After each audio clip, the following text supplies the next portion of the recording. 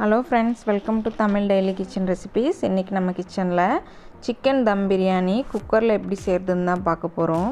ரொம்ப ஈஸியா செஞ்சிடலாம். வாங்க எப்படி செய்யறதுன்னு பாத்துறலாம். ஒரு குக்கர் எடுத்து வெச்சுக்கோங்க. குக்கர்ல 3 டேபிள்ஸ்பூன் அளவுக்கு எண்ணெய் சேர்த்துக்கோங்க. எண்ணெய் நல்லா சூடானதும் 3 பிரியாணி இலை, ஏலக்காய், லவங்கம், அன்னாசி பூ, பட்டை எல்லாத்தையும் சேர்த்துக்கோங்க. சேர்த்துட்டு இதில் 2 வெங்காயம் பொடியாக நறுக்குனது இந்த மாதிரி சேர்த்துக்கோங்க. சேர்த்துட்டு இது எல்லாத்தையும் நல்லா ஃப்ரை பண்ணிக்கோங்க. நல்லா ப்ரௌன் ஆகிற வரைக்கும் வெங்காயத்தை ஃப்ரை பண்ணிக்கோங்க. அப்போ தான் நமக்கு பிரியாணி நல்லா டேஸ்ட்டாக இருக்கும். இதில் 4 பச்சை மிளகாய் சேர்த்துக்கோங்க. பச்சை மிளகாயை சேர்த்துட்டு இது நல்லா ஃப்ரை பண்ணிக்கோங்க. இப்போ இதில் இஞ்சி பூண்டு பேஸ்ட் சேர்த்துடலாம். 2 டேபிள் ஸ்பூன் அளவுக்கு சேர்த்துக்கோங்க. எப்போவுமே இஞ்சி பூண்டு பேஸ்ட் வந்து நம்ம ஃப்ரெஷ்ஷாக அரைச்சி சேர்க்கும்போது டேஸ்ட் இன்னும் கூட நல்லாயிருக்கும். இப்போ இதை ஒரு 2 நிமிஷத்துக்கு பச்சை வாசனை போகிற வரைக்கும் நல்லா ஃப்ரை பண்ணிக்கலாம். இப்போ இதில் ஒரு 3 தக்காளி மீடியம் சைஸ் இந்த மாதிரி கட் பண்ணி சேர்த்துக்கோங்க. இப்போ இது ஒரு பக்கம் ஃப்ரை ஆகிட்டு இருக்கட்டும். நம்ம பிரியாணி மசாலாவை தயார் பண்ணிடலாம்.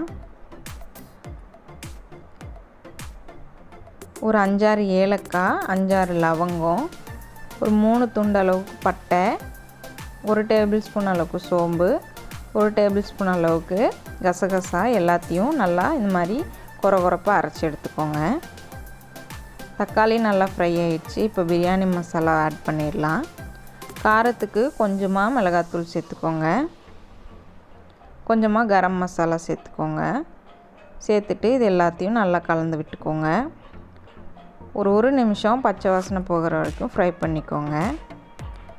இப்போ இதில் சிக்கனை சேர்த்துடலாம். சிக்கன் வந்து எப்போவுமே எலும்போடு இருந்ததுன்னா பிரியாணி இன்னும் கொஞ்சம் கூட டேஸ்ட்டாக இருக்கும். கலந்து விட்டுட்டு இதில் கொஞ்சமாக தண்ணி சேர்த்துக்கோங்க. தண்ணி சேர்த்து ஒரு 2 நிமிஷம் நல்லா வேக விடுங்க. இப்போ இதில் ஒரு 2 டேபிள் ஸ்பூன் அளவுக்கு தயிர் சேர்த்துக்கலாம்.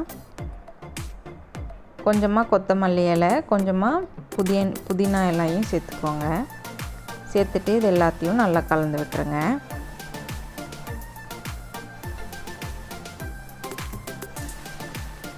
நல்லா கலந்து விட்டுட்டு நம்ம இதில் அரிசி சேர்த்துடலாம். நான் இன்றைக்கி சீரக சம்பா அரிசி தான் எடுத்திருக்கேன். நான் இன்றைக்கி 1.5 டம்ளர் அரிசி எடுத்திருக்கேன். 3 டம்ளர் அளவுக்கு தண்ணி சேர்த்துக்கோங்க. அரிசி வந்து அரை மணி நேரத்துக்கு முன்னாடியே நான் நல்லா ஊற வச்சு எடுத்திருக்கேன். இப்போ இதில் தேவையான அளவு உப்பு சேர்த்துருங்க. உப்பு சேர்த்து எல்லாத்தையும் மிக்ஸ் பண்ணிக்கோங்க. ஒரு அரை லெமன் புழிஞ்சு விட்டுக்கலாம். தண்ணி நல்லா சுண்டுற வரைக்கும் அடுப்பு கொஞ்சம் வேகமாக வச்சு விட்டுருங்க. நம்ம அரிசி எப்போவுமே தண்ணியில் வேகக்கூடாது, ஆவியில் வேகும்போது தான் பிரியாணி இன்னும் நல்லாயிருக்கும். இந்த ஸ்டேஜில் நான் ஏற்கனவே தோசை தவா வந்து நல்லா ஹீட் பண்ணி வச்சுருக்கேன். அதுக்கு மேலே நம்ம குக்கரை எடுத்து வச்சிடலாம்.